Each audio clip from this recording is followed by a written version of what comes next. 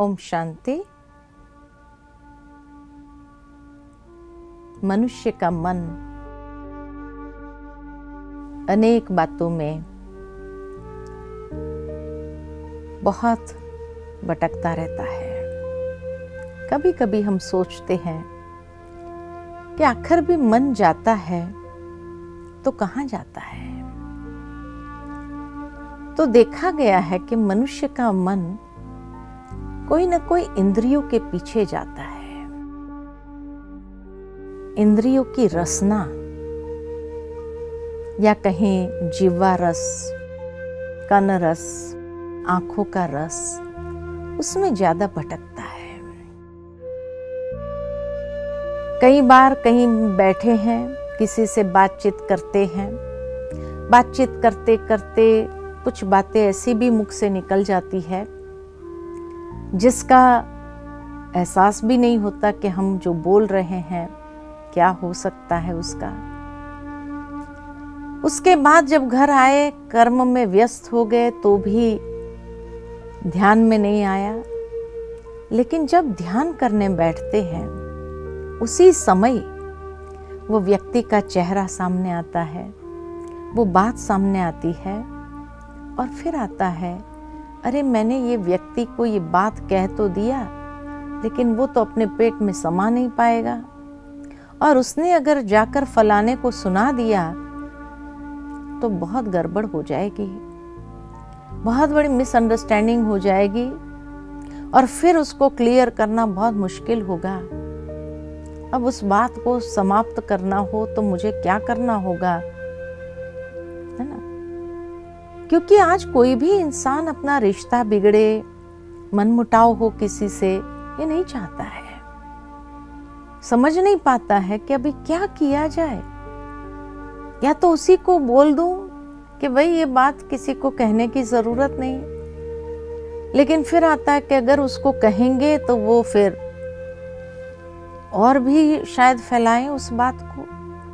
क्योंकि जो काम किसी को मना कर दिया जाता है ना, जैसे एक बच्चा भी होता है, उसको कहो ये सारा कमरा है तुम्हारे लिए, खेलो, लेकिन ये दरवाजा नहीं खोलना, तो वो सब खेल छोड़ करके जो मना किया गया है ना उसी तरफ जाता है, उसी को खोलने का प्रयास करता है, वहां झांकने का प्रयास करता है। ठीक इसी तरह अगर किसी को भी कहा जाए कि ये नहीं करना तो वो ज्यादा कर सकता है। तो उस समय व्यक्ति बड़ा परेशान हो जाता कि अब ये बात यहीं समाप्त हो जाए, ऐसी कोई विधि करनी चाहिए। तो मन विचलित हो गया ना, कहाँ गया? ये मुख ने जो चंचलता की उसके पीछे गया। कानों द्वारा कोई बात सुन लेते हैं, ओवर हियरिंग कर लिया कई बार, समझ में नहीं आता है कि ये बात फलाना जो कह रहा था आखिर इसका भाव क्या था। ये मुझे सुनाने के लिए कह रहा था, जब मैं वहां से गुजरी या जब मैं वहां काम कर रही थी तभी वो जोर जोर से बोल रहा, तो मुझे ही सुनाने के लिए ये बात कही गई थी क्या? और फिर सारा भाव मतलब निकालना चालू करते हैं हम। मन परेशान हो जाता है। आंखों से कोई दृश्य देख लिया, बाद में भूल जाते हैं, लेकिन जैसे ही ध्यान में बैठते हैं तो मन चला जाता है, मैंने अपनी आंखों से देखा, मैं गलत हो ही नहीं सकती हूँ। और फिर इतने सारे विचार, तो मन परेशान हो रहा है ना। तो मन के भटकने के द्वार ये 3 है। या कुछ मुख से निकल गया, या कानों द्वारा कुछ सुन लिया, या कुछ देख लिया। तो मन के विचारों को भटकाता है ये 3 इंद्रियां विशेषकर। दूसरा अगर देखा जाता है कि मनुष्य के मन के भटकने के जो कारण है वो भी 3 है। या इच्छाओं के पीछे भटकता है, इच्छाएं कहो, तृष्णाएं कहो, उसके पीछे भटकता है, या संबंधों के पीछे भटकता है, या व्यर्थ बातों में भटकता है। तो ये 3 कारण है मन के भटकने के। आज दुनिया में इतने व्यर्थ की बातें या व्यर्थ वेस्ट इंफॉर्मेशन जिसको कहा जाए बहुत प्राप्त हो रहा है। चाहे व्हाट्सएप से प्राप्त हो रहा है, चाहे फेसबुक से प्राप्त हो रहा है।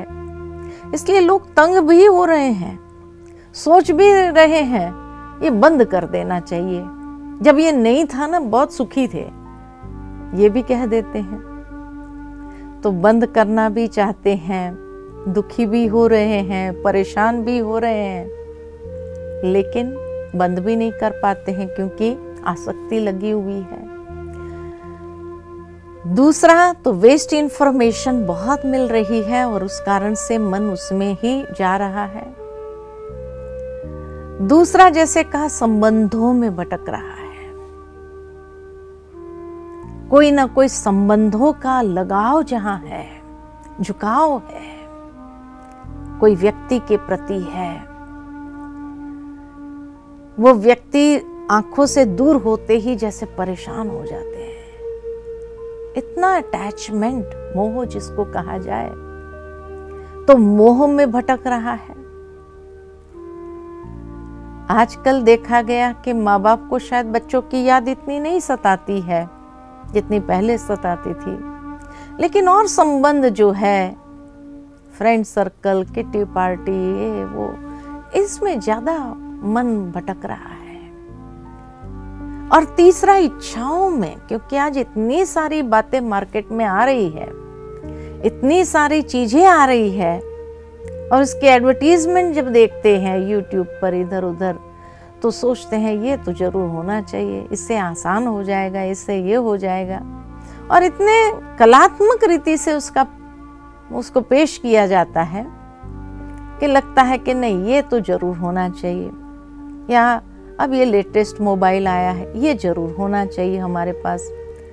लोग, हमारे फ्रेंड सर्कल के पास, सबके पास अच्छे अच्छे मोबाइल है, हमारे पास भी लेटेस्ट वाला होना चाहिए।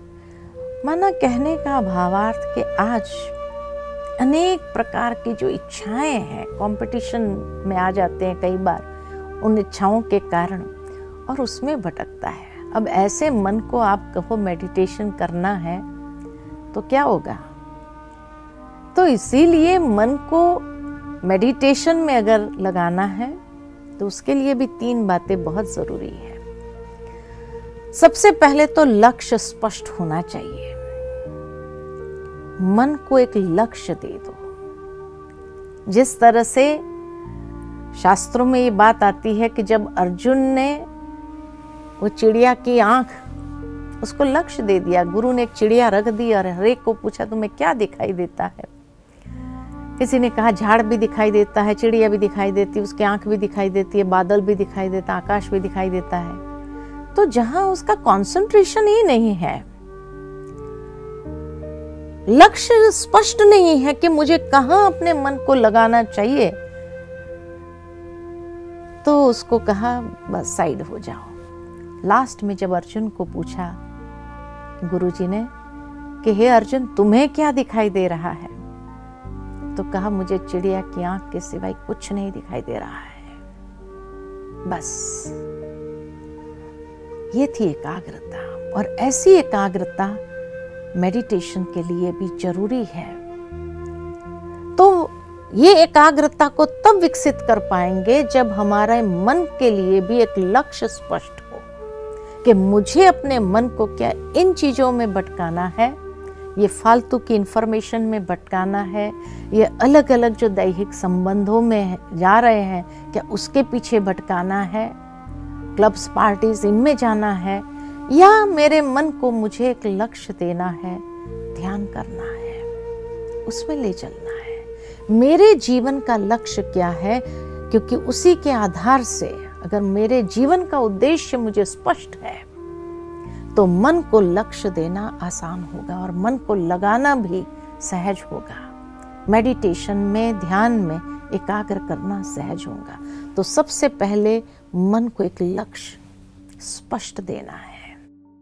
इसलिए कहा जाता है, हमारी परम आदरणीय दादी जी हमेशा कहती थी, मन को क्लीन, क्लियर एंड प्योर जितना मन स्वच्छ होगा, निर्दोष,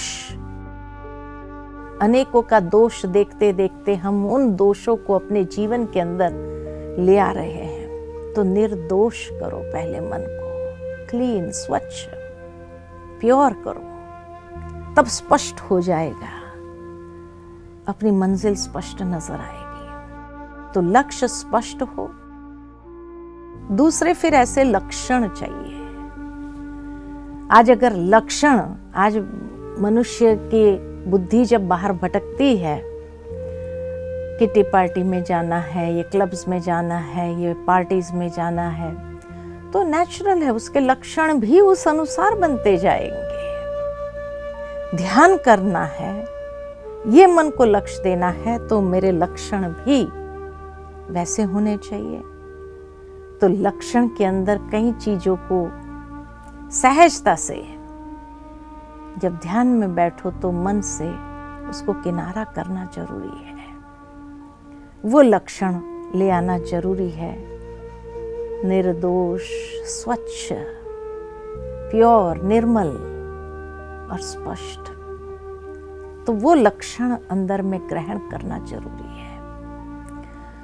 और उसके लिए लक्ष्मण रेखा भी अपने लिए निश्चित करनी होगी, क्योंकि अगर ध्यान करने के लिए आप उत्सुक हो और आपके जीवन के अंदर कोई लक्ष्मण रेखा ही ना हो, तो नेचुरल है कि वो मन फिर ध्यान में कभी एकाग्र हो ही नहीं सकता है। बैठेंगे ध्यान में, लेकिन सारी दुनिया चक्कर लगा करके आ सकते हैं। तो इसीलिए लक्ष्य, लक्षण और लक्ष्मण रेखा कि हाँ, उसके लिए अगर मुझे ध्यान करना है तो ध्यान के लिए आहार में कुछ परिवर्तन जरूरी करना है। स्वयं को संयम में रखना आवश्यक है, क्योंकि जब मनुष्य अपने आप पर संयम ले आता है तब ध्यान करना आसान हो जाता है, ध्यान करने का आनंद आता है। और ध्यान के द्वारा जो प्राप्ति मनुष्य करना चाहता है, जिन सिद्धियों को जीवन में अनुभव करना चाहता है, जिन सफलता को प्राप्त करना चाहता है, जो मन की शक्ति और क्षमता को विकसित करना चाहता है, वो सहज कर सकता है। तो चलिए कुछ देर के लिए हम अपने मन को ले चलते हैं ध्यान में, और इसीलिए लक्ष्य स्पष्ट हो, आत्म स्वरूप में स्वयं को स्थित करें, आत्मा की वास्तविकता का एहसास करें। मैं आत्मा चैतन्य शक्ति हूं, शक्तिशाली हूं। मैं आत्मा मन का मालिक हूं।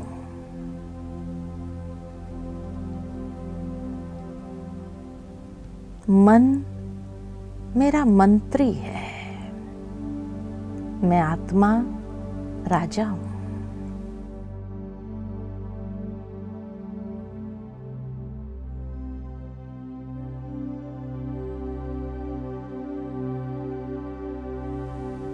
मन का लक्ष्य बहुत स्पष्ट है।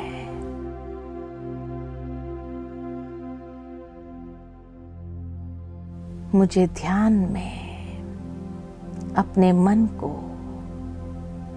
स्थिर करना है, एकाग्र करना है अपनी शक्ति पर।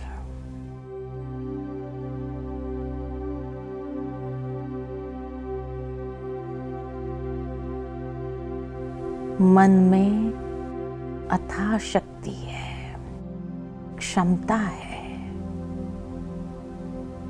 उस मन की शक्ति को मुझे बाहर ले आना,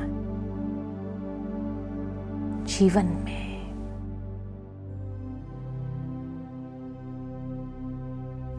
आज वही मन की शक्ति व्यर्थ बातों में,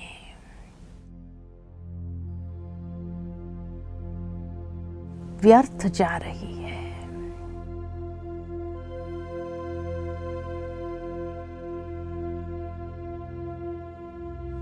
मुझे अपने मन को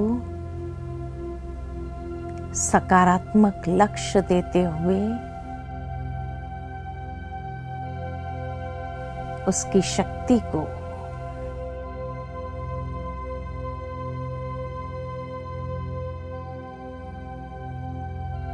सफल करना है।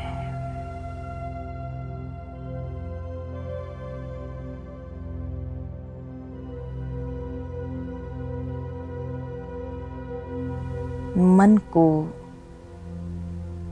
मजबूत करना है।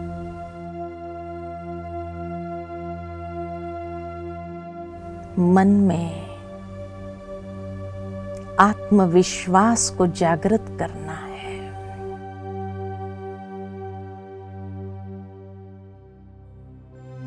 यह आत्मविश्वास मेरे जीवन के लिए बहुत जरूरी है।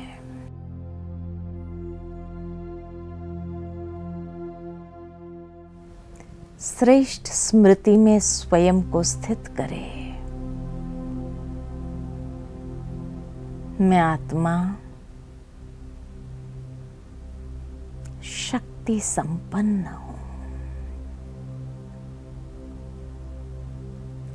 शक्ति के प्रवाह को हर कर्मेंद्रिय में प्रवाहित होने देना है, महसूस करना है। ओम शांति शांति शांति।